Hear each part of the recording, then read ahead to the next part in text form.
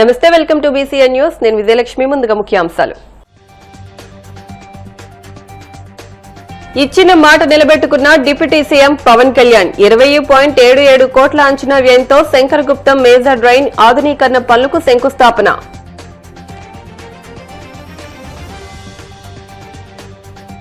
వాడపల్లి వెంకన్న ఆలయంలో ప్రత్యేక పూజలు. మంగళ వాయిద్యాల నడుమ శ్రీ స్వామి అమ్మవార్లకు మేలుకొలుపు సేవ, ఈశ్వర లక్ష్మీ హోమం.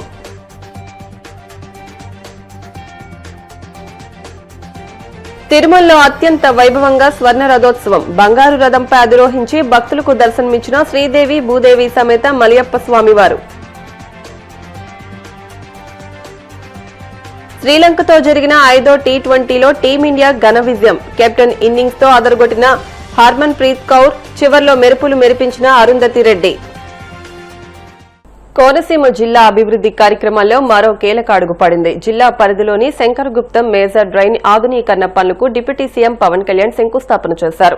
మంగళగిరి క్యాంపు కార్యాలయం నుంచి వర్చువల్ గా ఆయన పాల్గొన్నారు. ఈ కార్యక్రమానికి జలవనరుల శాఖ మంత్రి నిమ్మల రామానాయుడు, రాజోలు ఎమ్మెల్యే దేవవరప్రసాద్, కోనసీమ జిల్లా కలెక్టర్, జలవనరుల శాఖ అధికారులు, ఇతర అధికారులు హాజరయ్యారు.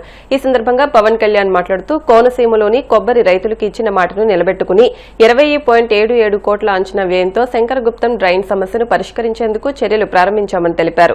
ప్రత్యేకంగా రాసోలు పర్యటనలో 45 రోజుల్లో సమస్యను పూర్తి చేయాలని హామీ ఇచ్చినప్పటికీ 35 రోజుల్లోపే ఈ డ్రైన్ సమస్యకు పరిష్కారం చూపించామని అన్నారు. ఈ సమస్య ఆ రోజు నేను వచ్చాను. రైతు సోదరులు చెప్పినట్టుగా ఇది ముక్కోటి ఏకాదశికి ప్రారంభం చాలా చాలా ఆనందం. ఇది జరగడానికి మనం అనుకున్నప్పుడు అన్ని జరగాలంటే కుదరవు. కానీ ప్రత్యేకించి మీది 2 దశాబ్దాల ఆవేదన. ఇది దాదాపు 1,00,000 చెట్లు కూలిపోయాయి. ఈ తలలు వాళ్ళు చేసిన చెట్లు మన కేశవదాస్ పాలన చూసినప్పుడు మనం వచ్చినప్పుడు కోనసీమని కొబ్బరి తోట లేకుండా ఊహించాం. అలాంటి కోనసీమలో తలలేని మొండెంలాగా ఆ రోజు కనిపిస్తే చాలా బాధ అనిపించింది. వెంటనే మంగళగిరి వచ్చి గౌరవ ముఖ్యమంత్రి గారికి తెలియజేసి వారికి 2 దశాబ్దాలు ఉన్న సమస్యను విన్నవించిన వెంటనే వారు కనీసం 40 రోజుల్లో ఏదో ఒక కన్స్ట్రక్టివ్ ఒక యాక్షన్ ప్లాన్ తీసుకోవాలి సార్ అని ఆయనకి రిక్వెస్ట్ చేస్తే 45 రోజులు కాదని చెప్పి దాదాపు 35 రోజుల లోపే ఆయన మనకు కావాల్సిన 20,77,00,000 ఈ రోజున ఈ డ్రైన్ డ్రెడ్జింగ్ పనులు ప్రారంభించడం, 8 కిలోమీటర్ల వరకు పూడిక తీయడం, 14.5 కిలోమీటర్లు గట్ల నిర్మాణం చేపట్టబోతున్నాం. దీనికి అలాగే శంకరగుప్తం డ్రైన్ లో దాదాపు 600 ఎకరాలు ఉంది. కాదు 250 ఎకరాలు అన్యాక్రాంతం జరిగింది. అది మొన్న మీ దృష్టిలో కూడా నేను అడిగాను. దాన్ని కూడా కలెక్టర్ గారు ఒకసారి దృష్టిలో పెట్టుకోవాలి. ఈ రోజున మనం ఇంత ఆనందంగా ఇంత సమర్థవంతంగా చేయగలుగుతున్నాం అంటే దీనికి ముందుగా మనం కృతజ్ఞతలు తెలుపుకోవాల్సింది గౌరవ ముఖ్యమంత్రి శ్రీ నారా చంద్రబాబు నాయుడు గారికి.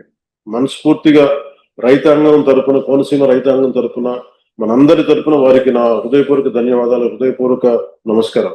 ఎందుకంటే ఆయనకున్న ప్రయారిటీస్ లో ఒక సమస్య ఎక్కువ కాదు, ఒక సమస్య తక్కువ కాదు. కానీ ఇలాంటి పరిస్థితుల్లో సమస్య తీవ్రతను బట్టి అంటే ప్రజల అవసరాలను బట్టి అన్ని కూర్చొని, అంటే ఆయనకు కూడా లిమిటెడ్ ఫండ్స్ లో ఎలా మేనేజ్ చేయాలని ఆయన ఫైనాన్స్ డిపార్ట్మెంట్ తో కూర్చొని పయ్యావుల కేశవ్ గారితో, ఆర్థిక శాఖ మంత్రి పయ్యావుల కేశవ్ గారితో కూర్చొని దృష్టికి తీసుకెళ్లి చాలా చాలా ఎక్సర్సైజ్ చేసిన తర్వాత మన జిల్లా వరకు చిన్న ఫండ్ తక్కువగా అనిపించచ్చేమో, కానీ చూస్తే అది రాష్ట్రం అంతా దాన్ని పట్టుకుంటే అలాగే 100 కోట్ల నిర్ణయాలు, కొన్ని రోజుకి కొన్ని 100 కోట్ల నిర్ణయాలు తీసుకోవాల్సి వస్తుంటది.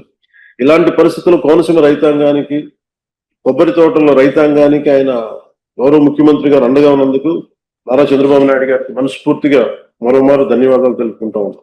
ఇందాక పెద్దలు మన రామానాయుడు గారు చెప్పినట్టుగా రైతు పక్షపాతులు నాకు ఇవన్నీ తెలియదు, కానీ రైతు మనకు అన్నం పెట్టే రైతు ఏడిస్తే బాధపడితే చాలా బాధపడేవాడు.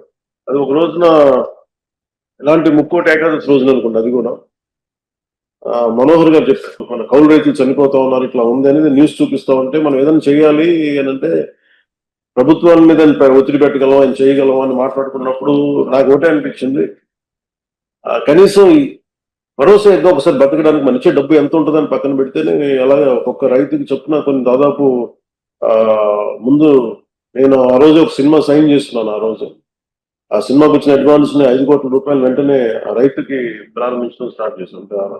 రైతులకి అలా చాలా మంది దాతలు అందరు కలిసి దాదాపు 3,000 మంది పైచీలకు రైతుల్ని ఆ రోజున ఆదుకున్నాం. ఇవన్నీ ఎందుకు చెప్తున్నానంటే, ఇది అన్నం పెట్టే రైతుకి నిలబడే ప్రభుత్వం ఇది. వ్యక్తిగతంగా నా ఇష్టం కావచ్చు, అలాగే గౌరవ ముఖ్యమంత్రి గారు కూడా చూడొచ్చు. ఎన్ని ప్రాజెక్ట్స్ ఉన్నాయి, రేపు పోలవరం ప్రాజెక్ట్ రాబోతుందంటే ఇది రైతు కన్నీరు పెట్టని రాష్ట్రం అవ్వాలనేది ముఖ్యమంత్రి గారి ఆకాంక్ష. ఆ దిశలోనే మీరు ఇబ్బంది పడుతున్నప్పుడు శంకరగుప్తం డ్రైన్ కి ఆయన దాదాపు 20,70,00,000 ఇచ్చినందుకు మనస్ఫూర్తిగా వారికి మనందరం కృతజ్ఞతలు తెలియజేస్తున్నాం. కోనసీమ తిరుమలగా వర్ధిల్లుతున్న వాడపల్లి శ్రీ వెంకటేశ్వర స్వామి ఆలయంలో బుధవారం ప్రత్యేక పూజలు వైభవంగా నిర్వహించారు. మంగళ వాయిద్యాల నడుమ శ్రీ స్వామి అమ్మవార్లకు మేలుకొలుపు సేవను నిర్వహించిన అనంతరం ఐశ్వర్యలక్ష్మి హోమాన్ని జరిపించారు. అర్చకులు శ్రీ స్వామి అమ్మవార్ల వసంత మండపంలో అష్టోత్తర పూజలు నిర్వహించగా ప్రత్యేక అలంకరణలో ఉన్న స్వామిని దర్శించుకుని భక్తులు తరించిపోయారు.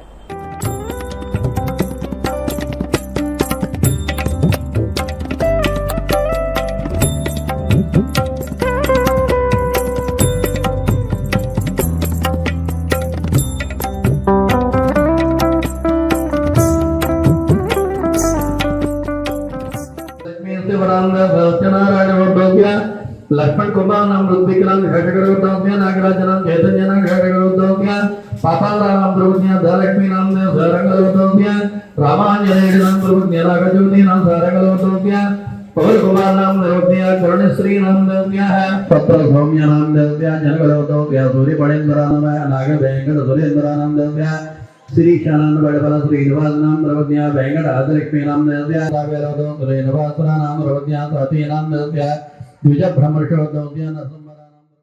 పరిశ్రమలు నెలకొల్పి తద్వారా నిరుద్యోగ సమస్యను పరిష్కరించాలని ముఖ్యమంత్రి చంద్రబాబు కల నెరవేర్చే దిశగా అడుగులు వేస్తున్నామని రాష్ట్ర ప్రభుత్వ విప్ తాడేపల్లిగూడెం ఎమ్మెల్యే బొలిశెట్టి శ్రీనివాస్ అన్నారు. పశ్చిమ గోదావరి జిల్లా తాడేపల్లిగూడెం మండలం కొండ్రుపోలు గ్రామంలో రైస్ ఇండియా ఫార్మాస్యూటికల్స్ అనే నూతన ఫ్యాక్టరీని ఆయన రిబ్బన్ కత్తిరించి ప్రారంభించారు. ఈ సందర్భంగా బొలిశెట్టి మాట్లాడుతూ రాష్ట్రానికి నూతన పరిశ్రమలు రప్పించడం ద్వారా నిరుద్యోగ సమస్యను పరిష్కరించే దిశగా ముఖ్యమంత్రి ఆలోచనను తమ ఆచరణలో పెడుతున్నామని తెలిపారు.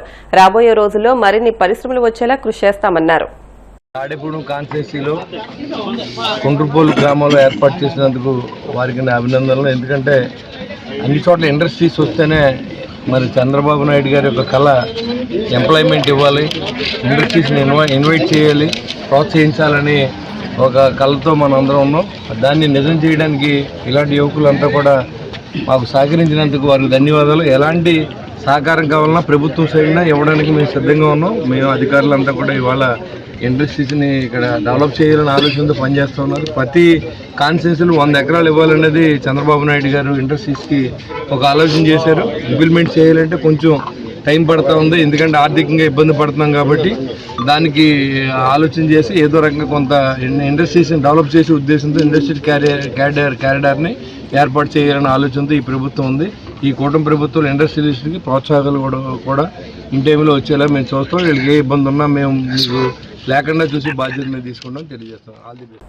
గూడూరును నెల్లూరు జిల్లాలో కలిపినందుకు ఎమ్మెల్యే సునీల్ కుమార్ ఆధ్వర్యంలో సంబరాలు నిర్వహించారు. చెల్లకూరు జాతీయ రహదారి వద్ద ముఖ్యమంత్రి చంద్రబాబు, మంత్రి నారా లోకేష్ చిత్రపటాలకు డ్రోన్ ద్వారా చేసిన పాలాభిషేకం ప్రత్యేక ఆకర్షణగా నిలిచింది. టవర్ క్లాక్ సెంటర్ వద్ద జేఏసీ సభ్యులను ఎమ్మెల్యే కలిసి కృతజ్ఞతలు తెలియజేశారు. అంబేద్కర్ విగ్రహానికి పూలమాల వేసి నివాళులర్పించారు.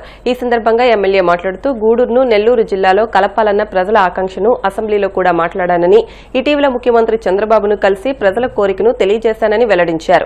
ఈ కార్యక్రమంలో నాయకులు కిరణ్ కుమార్, భాస్కర్ రెడ్డి, శ్రీనివాసులు, వెంకటేశ్వరరాజు తదితరులు పాల్గొన్నారు. మా గూడూరుని నెల్లూరులో కలపడం లేదు అని చెప్పినటువంటి తరుణంలో మొదట నా మిత్రుడు రాజా స్కూటర్ ర్యాలీ చేశారు గూడూరులో. అంటే గూడూరు ప్రజలు మనసులో నెల్లూరు కావాలని కోరుకుంటారు కానీ బయటికి రారు. అయితే మనసులో మాత్రం కావాలని కోరుకుంటారు. ఎందుకు చెప్తున్నానంటే జేఏసీ నాయకులు ఎన్ని ఇబ్బందులు పడ్డారో నాకు తెలుసు. అయితే బంధుకు మాత్రం పూర్తిగా సహకరించినటువంటి ఆ గూడూరు ప్రజానికానికి శిరస్సు నుంచి నమస్కారాలు తెలియజేస్తున్నాను. ఎందుకంటే నా గూడూరు ప్రజలు సమయం వస్తూ చూపిస్తారు వాళ్ళు ఏందో. అప్పుడు దాకా చాలా నిదానంగా నాకేమీ సంబంధం లేని ఉంటారు, కానీ సమయం వస్తే మాత్రం వాళ్ళు ఏం చేయాలో అది చేసి చూపించేటువంటి గొప్పతనం ఆ గూడూరు ప్రజలకు ఉందని చెప్పి నేను తెలియజేస్తున్నా. అలాగే ముఖ్యంగా ఈ యొక్క కార్యక్రమంలో గతంలో పెద్దలు మా కింద భాస్కర్ అని చెప్పినట్టు ముఖ్యమంత్రి నారా చంద్రబాబు నాయుడు గారు ఎలక్షన్ ముందు ఖచ్చితంగా నేను చేరుస్తానని చెప్పి మాట ఇచ్చారు. లోకేష్ బాబు గారు మాట ఇచ్చారు. అయితే గూడూరు ఒక్కటే కాదు, చాలా నియోజకవర్గాలు, చాలా జిల్లాలు కొన్ని నిబంధనల వల్ల లేట్ అయింది. ఎందువల్లంటే చాలా మంది మాకు జిల్లా ఇవ్వండి, మాకు గూడూరుని నెల్లూరు కలపండి, రాజంపేటని కలపండి, మదనపల్లి జిల్లా ఇవ్వండి, గందరగోళంగా ఉన్నటువంటి పరిస్థితుల్లో కొద్దిగా ఆలస్యమైందని చెప్పి కూడా అందరికీ నేను తెలియజేస్తున్నా. అలాగే ముఖ్యంగా ఈ విషయాన్ని అసెంబ్లీలో 2 సార్లు ప్రస్తావించా, అందరూ కూడా మీకు తెలుసు. ఎందువల్లంటే దీనికి కారణం నేను లోకల్ని, ఈడ పుట్టినోడిని, మీ అందరి దయవల్ల ఒక మున్సిపల్ చైర్మన్ని, 2 సార్లు ఎమ్మెల్యే గెలిచినోడిని. నాకు తెలుసు నా గూడూరు బాధ. గతంలో ఉన్నవాళ్ళు కూడా ఎవరు ఇక్కడ స్థిర నివాసం ఏర్పరచుకున్నటువంటి వాళ్ళు ఎవరు కూడా ప్రజాప్రతినిధులు గెలవలా. మీ అందరి దయవల్ల గెలిపించారు కాబట్టి మీ మనసులో ఎంత పట్టుదల ఉందో అంతకన్నా రెట్టింపు పట్టుదల మీ గూడూరు వాసిగా, మీ దయవల్ల రాజకీయాల్లో వచ్చిన వాడిగా నాకు ఉంది. కాబట్టి నేనైతే బతిలాడుతానే ఉన్నా, ఇవ్వండి ఇవ్వండి ఇవ్వండి అని. మనం మోసం చేసిన పార్టీ వైఎస్ఆర్ కాంగ్రెస్ పార్టీ అని చెప్పి కూడా మరొక్కసారి తెలియజేస్తూ, ఒక్క స్టేట్మెంట్ లేవు. ఏమయ్యా కలపడినటువంటి ఒక్కరు కూడా మాట్లాడే పరిస్థితి లేదు. ఎవరో మాట రెచ్చగొట్టే మాట మాట్లాడతారు. వాళ్ళని పట్టుకోండి, ఇలా పట్టుకోండి, ఏదో అన్యాయం కదండి. అది వద్దు, నేను మళ్ళీ చేస్తాను. మీరు పని చేయండి, మాకు పని చేయండి.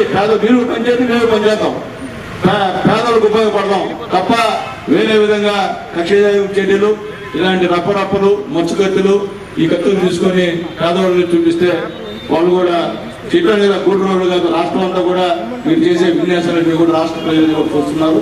మళ్ళీ